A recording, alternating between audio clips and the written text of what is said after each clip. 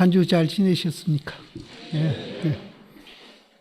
근데 내가 여기 있는 신도님들 개개인의 얼굴은 다 모르는데 느낌이 새로운 식구가 자꾸 많이 붙는 것 같은 느낌이 드시고 처사님들이 참 많이 오시는 것 같아요. 처음보다도. 예. 예, 선은 사실은 굉장히 이제 어렵습니다. 어려운데 이제 오늘 6일 여섯 번째 이제 우리가 얘기하는데 그동안에도 그런 걸 많이 느끼시리라고 생각됩니다만은 요거를 한 번 더 강조하고 들어갔으면 좋을 것 같아요. 교는 이제 우리가 부처님이 발견한 그 세계를 객관화 시켜가지고 이제 논리적으로 이렇게 설명하고 있는 게 교거든요. 그래서 그거는 이제 지금 우리가 사고하고 있는 그 이원적인 사고 갖고도 충분히 이해가 됩니다. 이제 이해가 돼가지고 실제는 재미가 있어요. 그거는 재미가 있는데 이 선은 이제 결국은 이제 이해가 아니고 체험을 이제 강조를 하고 있고 또 이 스님 법문이 이론으로 뭘 알려드리려고 하기보다도 체험하도록 계속 노력하는 것이 이 법문입니다. 그래서 이제 그 우리가 갖고 있는 지금 잘못된 사고, 그 이원적인 사고, 내다, 니다, 좋다, 나쁘다 이렇게 이제 둘로 갈라놓고 사고하는 이 사고 때문으로 우리가 본래 갖춰져 있는 그 부처님을 못 본다는 거예요. 그래서 그 이원적인 사고를 어떻게든지 깨버려야 이제 우리가 체험을 하고 부처님이 발견한 그 세계를 발견해가지고 정말 매일매일 좋은 날이 되고 어떤 일이 부딪히더라도 자유자재할 수 있는 그게 역경계, 순경계에 자유자재할 수 있는 그런 이제 효능이 우리한테 나온다는 겁니다. 그런데 기능은 이원적인 사고를 하기나 또 이원적인 사고를 초월해가지고 주관과 객관이 없어진 그 상태에서 사고를 하기나 기능은 똑같이 하고 있습니다. 기능은 똑같죠. 그럼 다만 차이는 뭔가 하면은 부처님 같이 그렇게 효능이 안 나와요. 효과가 안 나와요. 기능은 똑같이 하는데 보고 듣고 또 가고 오고 고단하면 잠자고 배고프면 밥 먹고 기능은 똑같이 하는데 우리는 부처님과 같이 그런 효능이 안 나옵니다, 지금. 그래서 그 효능을 내려면은 이제 이원적인 사고를 없애고 주관과 객관이 하나가 된 그 자리에서 금강경에서는 그걸 응무소주라 그러죠. 그리고 이 선종에서는 백척간도라 그러기도 합니다. 백척 33m 되는 짱대. 그러니까 그건 공간이 없습니다. 거의. 또 한 트럭 대가리 위에라고 이렇게 표현하거든요. 보살님들 머리털 그 대가리를 볼 수 있습니까? 못 보죠. 이제 그런 상태를 주관과 객관이 없어진 상태를 그렇게 표현을 합니다. 그것 말고도 며칠 먼저번에 제가 강조했듯이 한 쪼가리라고 표현을 해요. 한 쪼가리. 한 쪼가리 하니까 이해가 잘 된다고 딴 데서 그랬구나. 잘 된다고 그럽디다. 한 쪼가리라고 표현을 합니다. 그럼 이제 우리가 이원적인 사고를 하면은 한 쪼가리가 안 되고 뭔가 이렇게 모자이크 한 것만으로 기운 것만으로 기운 흔적이 있죠. 그거는 이제 이원적인 사고를 하기 때문에 니다 내다를 벌려놓고 사고하기 때문에 그렇고 우리가 이제 니다 내다를 초월해가지고 주관과 객관이 없는 그 상태에서 우리가 사고를 하면은 그런 이제 모자이크 한 것 같은 흔적이 없는 한 쪼가리로 우리는 이제 사고할 수 있다는 겁니다. 그거를 응무소주 한 쪼가리 된 데서 이제 작용이 나오는 겁니다. 그래서 작용이 나온다 하면 또 이제 둘로 벌어지니까 그 한 쪼가리가 작용하는 겁니다.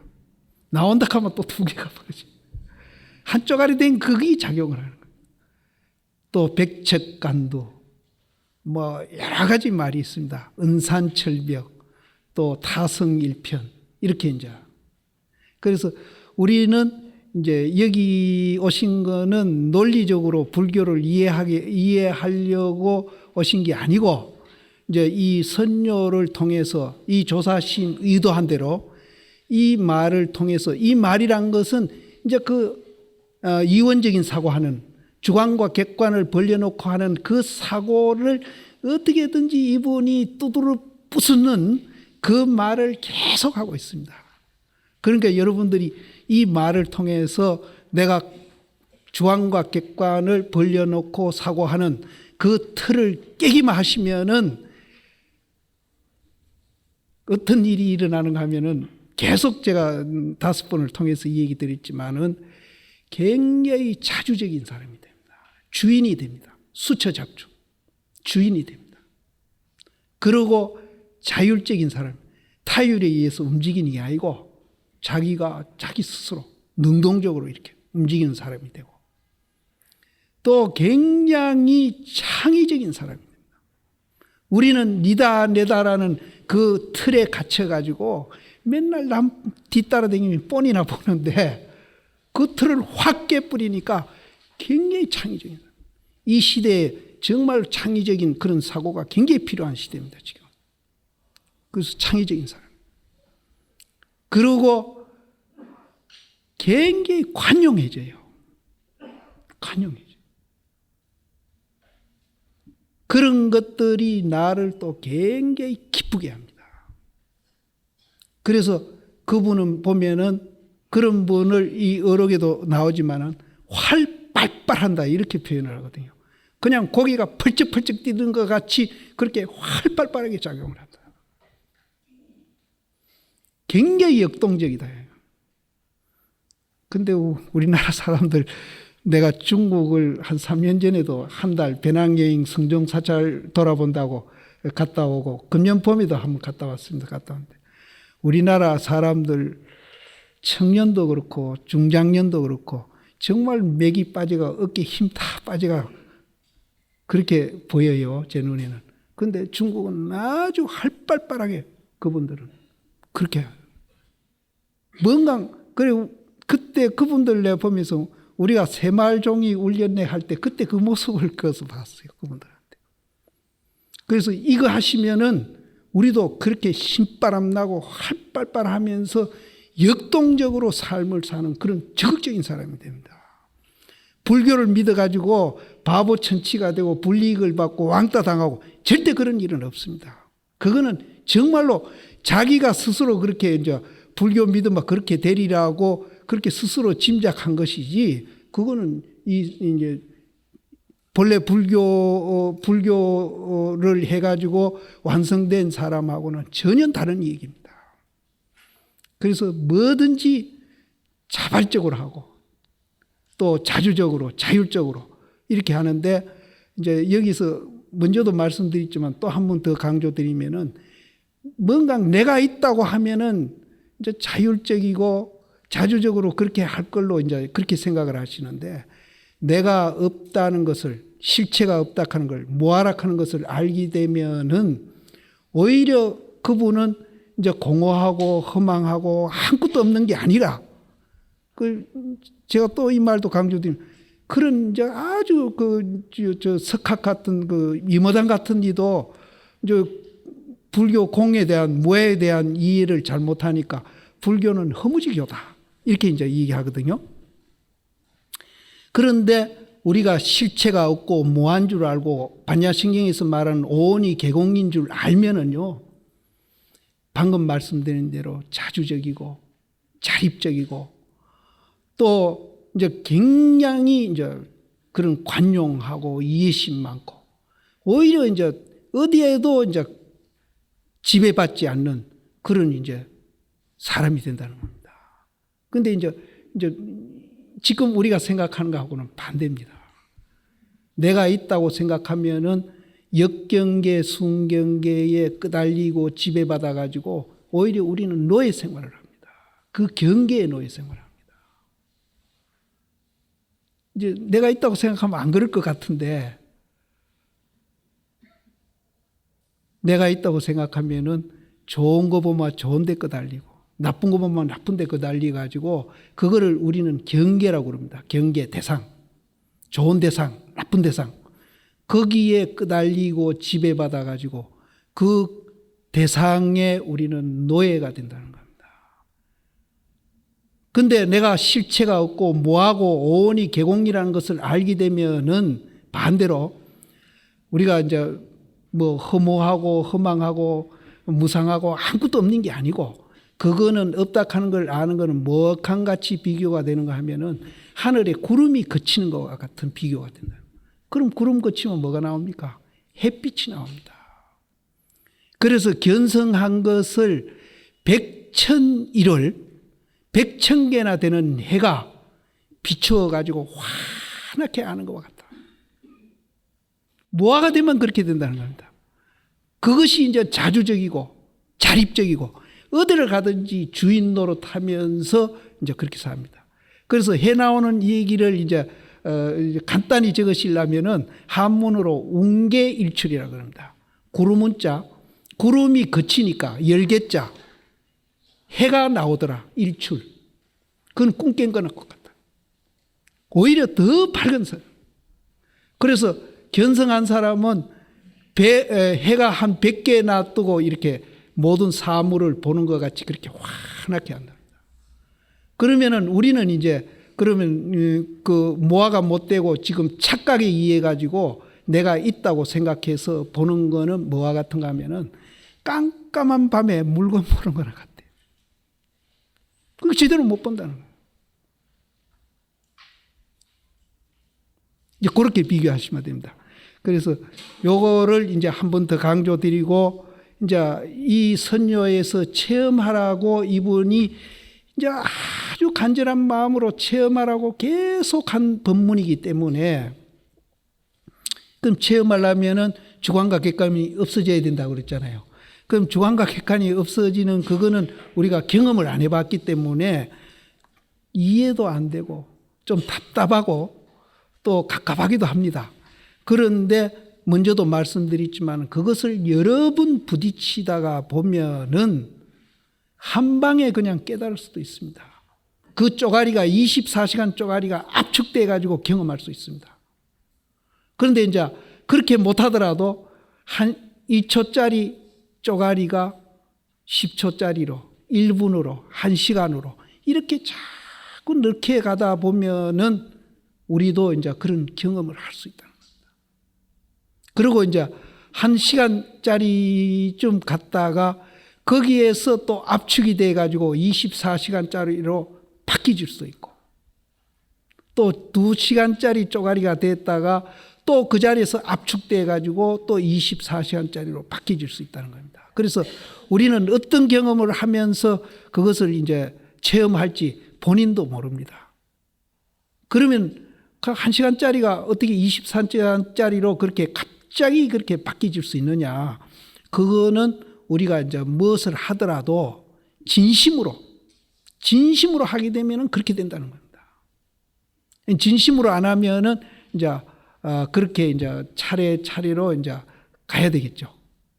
그래서 이것도 이제 들으시면서 이거는 체험하게 하려고 고봉 스님이 우리한테 체험하라고 그렇게 노력하는 말들이다. 그래서 이 말을 통해서 내가 체험을 해보자. 이런 이제 마음을 가지시고 이것을 강의를 들으시면은 그게 진심으로 듣는 겁니다. 그래서 이제 결국은 주관과 객관이 없애고 우리가 그 자리로 이제 본래 우리 완성되어 있는 그 자리입니다. 부처인데 그 자리로 돌아가는 얘기이기 때문에 여태 우리가 이제 습관지어진 주관과 객관을 벌려놓고 사고한가 하고는 많이 이제 내용이 다르기 때문에 재미도 없고 좀 갑갑한 느낌을 드실런지는 몰라도 그 자체가 갑갑함이 이제 주관과 객관을 없애가는 과정이라고 생각하시고 이제 그렇게 해서 열심히 들어주시면은 알 수 없습니다. 이 자리에서 누구든지 주관과 객관을 그냥 한 방에 그냥 날려버려 가지고 도인이 될지. 결국은 주관과 객관을 없애는 겁니다. 그래서 원시 불교에서 새끼사슴, 무새끼사슴 따가 수상멸처 그 멸진전 가는 그 자리가 이제 마지막 그 주관과 객관을 없애는 자리입니다. 그래서 어떤 일구라도 이제 여기서 여러 가지 얘기했는데 그 여러 가지 말 중에 어떤 말이라도 이런 소리입니다.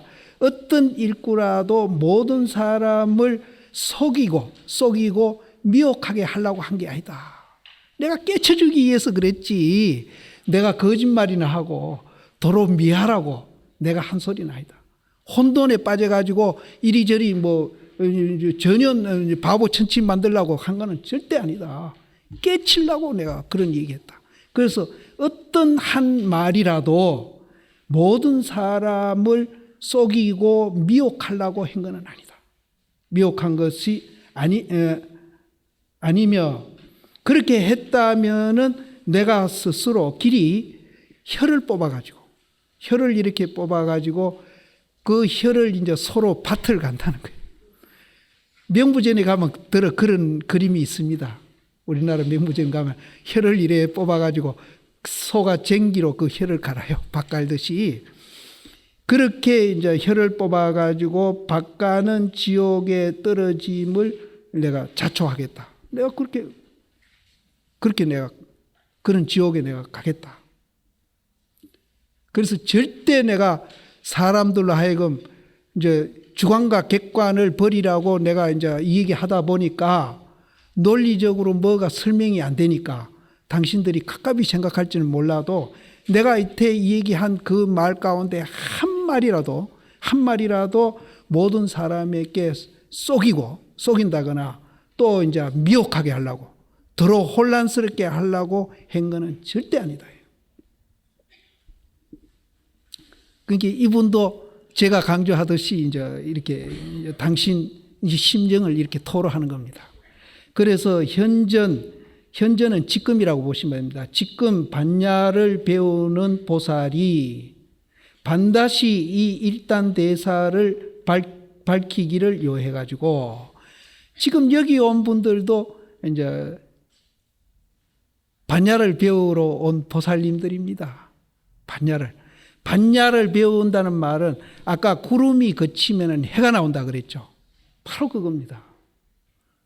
반야를 따로 배우는 게 아니고 내다 니다 주관과 객관만 확 없애버리면 반야를 배워버린 겁니다. 뭐 글자 배우고 뭐 익히고 이러는 게 아니에요. 구름만 거쳐버리면 반야는 지절로 배워버리는 겁니다. 그래서 불교 공부는 연부를 하든 경을 읽든 또 봉사를 하든 참선을 하든 모든 공부는 구름을 걷는 공부입니다. 그럼 구름은 걷는다는 말은 무슨 말이냐? 내다 니다 없어지는 게 구름 걷는다 그랬지 않습니까? 나를 없애는 게 구름을 걷는 겁니다. 그리고 이 뒤에 또 이분 말이 나오는데 운물에다가 눈 갖다 붙듯이 공부해라. 그럼 운물에 눈 갖다 보면 어떻게 되겠습니까? 눈이 거기 차 올라와서 운물 메꾸습니까? 그 운물 물에 갖다 붙는 대로 눈이 다 녹아버립니다. 표가 없죠. 물에 비친 달을 건지듯이 또 공부해라. 아무리 건져봐요. 건질 거 없지. 그건 뭔 말인가 하면은 바로 이 말입니다. 반야를 우리가 배우는 게 절대 아닙니다. 내다니다 구름 확 걷어버리면은 그 햇빛이 바로 반야입니다. 이것이 이제 우리가 정말로 이제 대립 안 하고 갈등 안 하고 전쟁 안 하고 분열 안 하고 서로서로 도우면서 저 사람 도우는 게 나를 도우는 기고 나를 도우는 게 저 사람 도우는 거고 저 사람 해치는 게 나를 해치는 기고 나를 해치는 게 저 사람 해치는 기고 이런 불교를 하게 됩니다. 그러면 세계 국방비 필요 없습니다. 우리나라 정치가들이 이걸 배워야 됩니다. 학교 선생님들도 이걸 배워야 됩니다.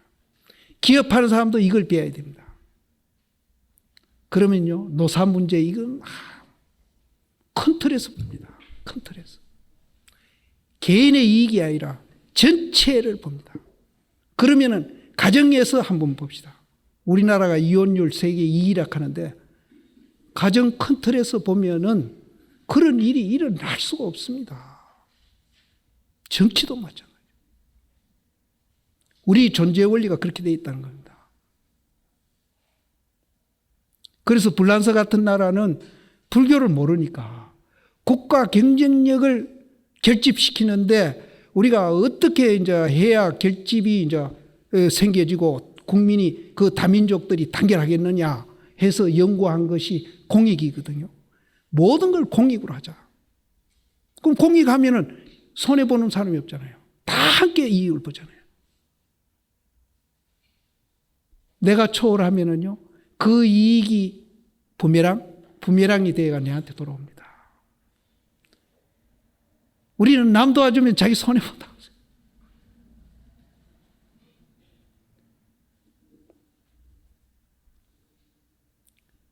그래서 이제 이 반야, 이것이 그렇게 이제 우리를 자유스럽게 하고 편안하게 하고 모든 사람들이 오손도손 살아갈 수 있는 길이 여기서 나온다는 겁니다.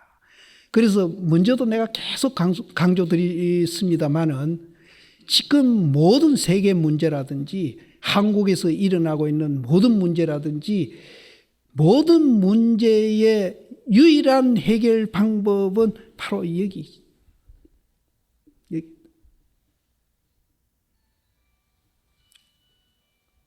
그래서 이제 논리적으로 이제 우리가 이해하는 것보다도 체험하려고 이제 이렇게 체험하라고 이렇게 고고정령하게 설명드린 고봉스님 이 법문을 만나는 것을 굉장히 행운으로 생각하십시오. 이 고봉스님이 우리나라 몇백 년 이루어오면서 스님들이 배우는 교재입니다. 이 교재입니다. 이제 오늘은 제가 이 얘기로서 이제